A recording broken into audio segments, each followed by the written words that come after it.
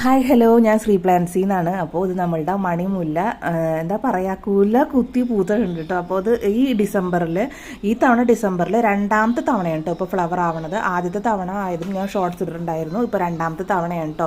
ഒരു 3-4 തവണ നമുക്ക് ഫ്ലവർ തരും കേട്ടോ. അതായത് നവംബർ, ഡിസംബർ, ജനുവരി മാസങ്ങളിലാണ് ഇതുമ്മൽ പൂവുണ്ടാവണത് കേട്ടോ. അപ്പോൾ ഇതിപ്പോൾ രണ്ടാമത്തെ തവണയാണ് നമുക്ക് പൂവുണ്ടായത്. അപ്പോൾ ഇത് ഒരുപാട് പേര് നമുക്ക് മെസ്സേജ് ചെയ്തിട്ടുണ്ടായിരുന്നു നമ്മുടെ കയ്യിൽ പൂവുണ്ടാവണില്ല എന്ന്.